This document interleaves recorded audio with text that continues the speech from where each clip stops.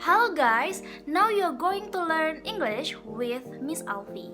Pada pertemuan sebelumnya, kalian sudah mempelajari kosakata terkait tempat umum, or in English, we call it as public places. Nah, sekarang yuk kita ingat kembali kosakata terkait tempat umum dengan menonton video setelah ini. Vocabulary, vocabulary, vocabulary, Bus stop. Bus stop. Playground. Playground. Skating rink. Skating rink. Gym. Gym. Airport. Airport. Amusement park. Amusement park. Post office. Post office. Train station. Train station. Vocabulary, vocabulary, vocabulary. Nah, itu tadi beberapa contoh kosakata terkait public places atau tempat umum. Sekarang, yuk kalian sebutkan contoh lainnya dari public places dengan menulis di kolom komentar. Nah, pada pertemuan kali ini kalian akan mempelajari tentang simple past tense atau sebuah kalimat yang menunjukkan kejadian pada masa lampau atau masa lalu.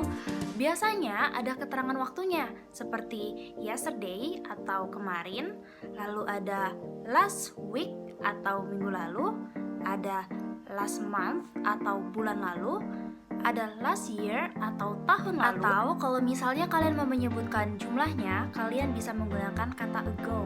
Contohnya, 2 hari lalu, in English we call it as 2 days ago. Kalau misalnya 5 hari yang lalu, in English we call it as 5 days ago. Nah, kalau misalnya mau bilang 10 tahun yang lalu bagaimana? Yap, benar. 10 years ago. Well, I have 2 sentences. Miss Alfi punya 2 contoh kalimat. Yang pertama ada I was at the gym yesterday.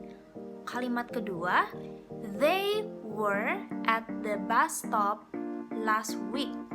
Nah, ada kata was dan juga ada kata were. Kira-kira apa ya bedanya? Dalam bahasa Inggris, was dan were disebut sebagai to be. Perbedaannya adalah dari jumlah subjeknya.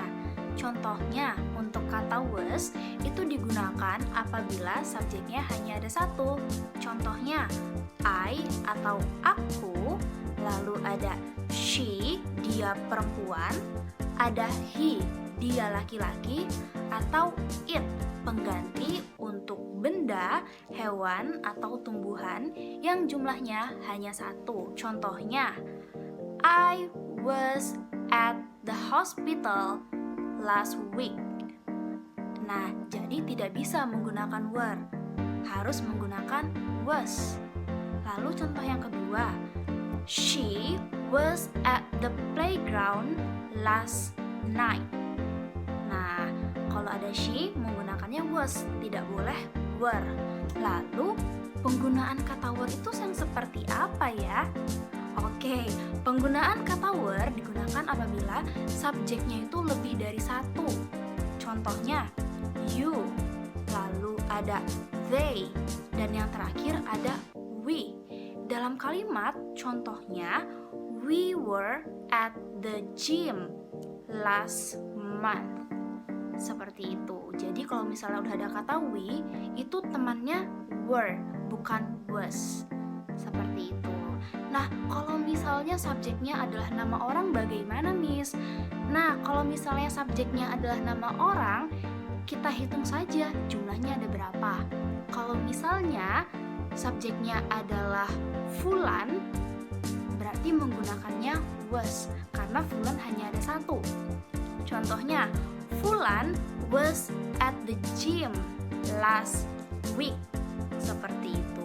Nah, tapi kalau misalnya Fulan bersama dengan Huda, kita menggunakannya were, karena subjeknya lebih dari satu. Ada Fulan dan ada Huda. Contoh penggunaannya adalah Fulan and Huda were at the amusement park yesterday. Tadi adalah contoh penggunaan was dan were untuk kalimat positif. Nah, sekarang kita akan membahas nih penggunaan was dan were untuk kalimat yang negatif. Kalimat negatif ditandai dengan adanya kata not yang berarti tidak. Contohnya, kita tidak berada di rumah sakit kemarin. Nah, in English, we say we were not at the hospital yesterday. Jadi ditambahkan kata not.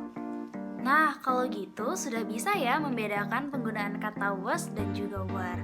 Kalau begitu, that's all from me. Thank you for your attention and I'll see you in the next video.